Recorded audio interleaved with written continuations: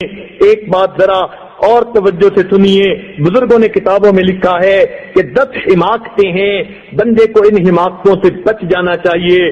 10 باتیں بے وقوفی کی نشانیاں ہیں، ان بے وقوفیوں سے بچنے کی ضرورت ہے اگر گھر اچھا آباد کرنا ہے۔ سب سے پہلی بات کہ ایک بندہ نیکی تو کرے نہیں مگر جنت کی امید رکھے، فرماتے تھے کہ یہ بے وقوفی کی علامت ہے۔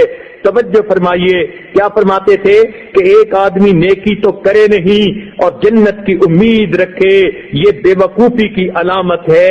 نمبر 2، ایک آدمی خود بے وفا ہو اور دوسروں سے وفا کی امید رکھے، فرماتے تھے یہ بے وقوفوں کی نشانی ہے۔ تیسری بات، ایک آدمی کی طبیعت میں سستی ہو اور وہ چاہے کہ میری خواہشیں پوری ہو جائیں، فرماتے تھے یہ بے وقوفی کی علامت ہے۔ سست آدمی کی خواہشیں کبھی پوری نہیں ہوتی، اپنی خواہشوں کو پورا کرنے کے لیے کام کرنا پڑتا ہے، تو فرماتے تھے کہ سستی ہو بندے کی طبیعت میں اور دل میں امید رکھے کہ میری خواہشات، میرے آبجیکٹو پورے ہو جائیں گے، تو یہ بے وقوفی کی علامت ہے۔ نمبر 4، فرمایا کرتے تھے آدمی اپنے بڑوں کی نافرمانی کرے اور امید رکھے کہ چھوٹے میری فرما برداری کریں گے، فرماتے تھے یہ بے وقوفوں کی علامت ہے۔ ایسا کیسے ہو سکتا ہے جب ہم نے اپنے بڑوں کی فرما برداری نہ کی، چھوٹے ہماری کیسے کریں گے؟ پھر 5ویں بات فرمایا کرتے تھے کہ آدمی بیماری کے اندر بد پرہیزی کرے اور پھر شفا کی امید رکھے، یہ جو ہے بے وقوفوں کی علامت ہے۔ شوگر کے مریض ہیں، میٹھا کھانے سے بچتے نہیں، پھر کہتے ہیں جی کمپلیکیشن ہوتی جا رہی ہیں، وہ تو ہوگی ہی صحیح، بچنا پڑے گا، اس لیے بد پرہیزی نہیں کرنی چاہیے۔ تو جو آدمی بیماری میں بد پرہیزی کرے اور شفا کی امید رکھے، فرماتے تھے یہ بے وقوفی کی علامت ہے۔ 6ٹھی بات فرماتے تھے کہ جو آدمی اپنی آمد سے زیادہ خرچ کرے اور خوشحالی کی امید رکھے، یہ بے وقوفوں کی علامت ہے۔ اور کئی مرتبہ عورتیں ایسی غلطی کر گزرتی ہیں، جتنی چادر اتنے پاؤں پھیلانے چاہیے۔ اگر خامن کی ایک حد تک جو ہے وہ آمد ہے تو پھر اپنے خرچوں کو بھی اتنا رکھیں، اگر خرچے زیادہ کر لیں گی تو پھر جھگڑے ہوں گے۔ اس لیے فرماتے تھے بزرگ کہ ایک آدمی تنخواہ سے زیادہ خرچ کرے اور پھر خوشحالی کی امید رکھے، یہ بے وقوفی کی علامت ہے۔ 7ویں بات فرماتے تھے کہ مشکل وقت میں لوگوں کی مدد بندہ نہ کرے اور امید رکھے کہ میرے مشکل وقت میں لوگ میری مدد کریں گے، فرماتے تھے یہ بے وقوفوں کی علامت ہے۔ اور 8ویں بات کہ فرمایا کرتے تھے کسی دوسرے کو راز بتا کر یہ کہہ دینا کہ آگے نہ بتا دینا، آگے نہ بتانے کی امید رکھنا، یہ بے وقوفوں کی علامت ہے۔ اور عام طور پر یہ بات زیادہ دیکھی گئی کہ عورتیں ایسی باتیں جو دوسرے کو نہیں بتانا چاہتی وہ اس کو کہتی ہیں کہ اچھا میں نے تو تمہیں بتا دیا، آگے نہ بتانا، وہ کہتی ہے بہت اچھا، پھر وہ آگے کسی کو بتاتی ہے اور کہتی ہے میں نے تو تمہیں بتا دیا، آگے نہ بتانا، آگے نہ بتانے کی امید پر یہ راز اوپن سیکرٹ بن جاتا ہے، ٹاک آف دی ٹاؤن بنا ہوا ہوتا ہے۔ اور عورتیں اس عادت میں اکثر ملوث دیکھی گئیں، دل میں بات رکھ نہیں سکتی، ذرا سی بات میں اپنا سب کچھ بتا دیں گی، جو پیٹ میں لیے پھریں گی وہ بھی بتا دیں گی۔ لہذا اس بات کا جو ہے خیال رکھنا چاہیے، راز راز ہوتا ہے۔ المجالس بالامانہ، مجالس کے اندر جو باتیں ہوتی ہیں وہ امانت ہوتی ہیں، اگر دوسرے بندے نے اس کو پسند نہیں کیا تو یہ باتیں دوسرے کے سامنے نہیں کہنی چاہیے، مگر وہ باتیں جو شریعت کی حدود کے اندر ہوں، باہر کی بات کبھی سوچیں بھی نہیں۔ لہذا ایک بندہ دوسرے کو راز بتا دے اور امید رکھے کہ یہ آگے راز نہیں بتائے گا، فرماتے ہیں کہ یہ بے وقوفی کی علامت ہے۔ اور 9ویں بات فرمایا کرتے تھے کہ 2-4 دفعہ گناہ کر کے پھر اسے چھوڑنے کی امید کر لینا، یہ بے وقوفوں کی علامت ہے۔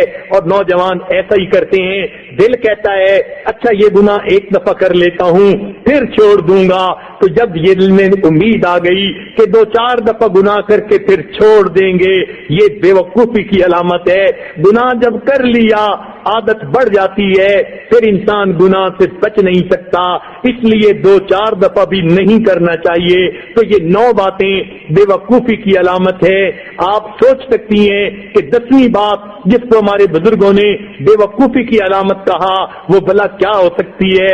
ذرا اپنے ذہن میں سوچئے تو صحیح، مگر بتا دیتا ہوں۔ ہمارے بزرگوں نے فرمایا کہ جو خاوند بیوی سے روزانہ جھگڑا کرے اور پھر چین سے رہنے کی امید رکھے، فرماتے تھے یہ بے وقوفی کی علامت ہوتی ہے۔ لہذا 10ویں بات کے لیے 9 باتیں آپ کو بتانی پڑ گئی، اللہ کرے کہ 10ویں بات خانے میں بیٹھ جائے۔ لہذا جو خاوند روز گھر کے اندر بیوی سے لڑتا ہے، ڈانٹ ڈپٹ کرتا ہے، پھر وہ امید رکھے کہ میرے گھر کے اندر خوشیوں بھری زندگی ہوگی، یہ بے وقوفوں کی علامت ہے۔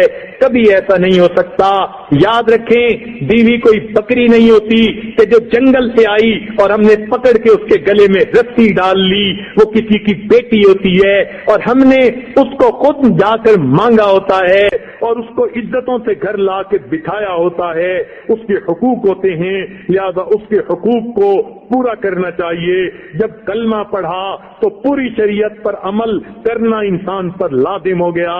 اسی طرح جب نکاح میں قبلتو کا لفظ کہا تو بیوی کی سب ذمہ داریاں خامد کے سر پہ آ پڑی، ان کو نبھانا چاہیے، مرد بن کر نبھانا چاہیے۔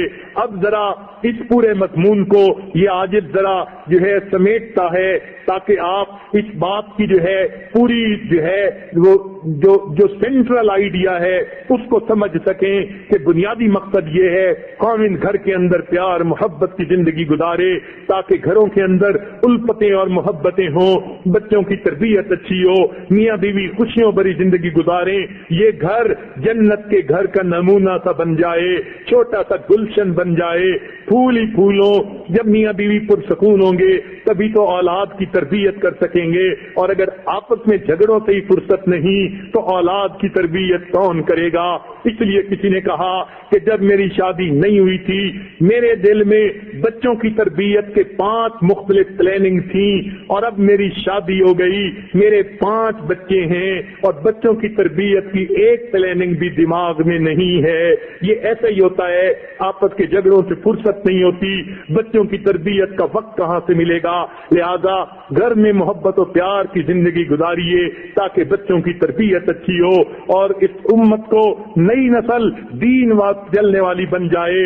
ایک بات ذرا توجہ فرمائیں اور اس کو جو ہے خامد حضرات ذرا توجہ سے سنیں کہ جب کسی بندے کی کوئی سفارش کر دیتا ہے اور سفارش کرنے والا قریبی ہوتا ہے تو پھر بندہ اس کی غلطیوں کو معاف کر دیتا ہے۔ ہم نے دیکھا سفارش ماں کر دے بچہ مان لیتا ہے، بہن کر دے مان لیتا ہے۔ اب سوچئے اگر کسی کا والد اس کو سفارش کر دے بیٹا بات مان لو تو وہ مان لیتا ہے۔ اچھا ذرا اور سوچئے اگر کسی کے پیر و مرشد اس کو سفارش کر دیں کہ یہ بات ایسے کر لو اور بات بھی اتنی بڑی نہ ہو تو وہ بندہ یقیناً بات کو مان لے گا۔ انہوں نے سفارش کر دی۔ اب ذرا اور سنیے اگر کسی کو موقع ملے دل پر خواب میں نبی علیہ الصلوۃ والسلام کسی کی سفارش کر دیں تو یقیناً وہ اس کا خیال کرے گا میرے آقا نے فرمایا میں اس پر عمل کر لوں۔ ارے نہیں، اس سے بڑی بات کرنی ہے اور آپ کو آج ایک بات سمجھانی ہے۔ اللہ رب العزت نے قرآن پاک میں سفارش کی کن کی عورتوں کی اس لیے کہ یہ کمزور ہوتی ہیں۔ خامن کے مقابلے میں پروردگار نے کمزور کی سائیڈ لی، کمزور کا خیال رکھا۔ وہ کمزوروں کا پروردگار اتنا خیال کرنے والا ہے، چنانچہ قرآن پاک کی آیت میں فرمایا وَعَاشِرُوهُنَّ بِالْمَعْرُوفِ، اے خاوندو تم اپنی بیویوں کے ساتھ اچھے انداز کی زندگی گزارو۔ تمام مفسرین نے اس آیت کے تحت لکھا ہے ان 2 لفظوں کے ذریعے اللہ تعالیٰ نے بیویوں کی سفارش کی خاوند کو کہ اے خاوند تو اپنی بیوی کے ساتھ اچھی زندگی گزار۔ لہذا مفسرین نے لکھا جو دنیا میں اللہ کی سفارش پر عمل کرے گا قیامت کے دن اللہ اسے جہنم کی آگ میں نہیں ڈالیں گے، فرمائیں گے میرے بندے میں نے سفارش کی تھی تو نے اس کا لحاظ رکھا، چل میں تیرا حساب نہیں لیتا، آج تجھے میں جنت میں بھیج دیتا ہوں۔ اور جو بندہ اللہ تعالیٰ کی سفارش کا دنیا میں خیال نہیں رکھے گا پھر جب اللہ کے پاس پہنچے گا اللہ تعالیٰ فرمائیں گے اچھا تو نے میری سفارش نہیں مانی تھی، اب ذرا میں تیرا حساب ٹھیک طریقے سے لیتا ہوں۔ چنانچہ خاوند پکڑے کھڑا ہوگا، زنجیریں بندھی ہوئی ہوں گی اور ایک ایک بات کا حساب دینا پڑ جائے گا۔ سوچئے تو صحیح پھر انسان کا کیا بنے گا۔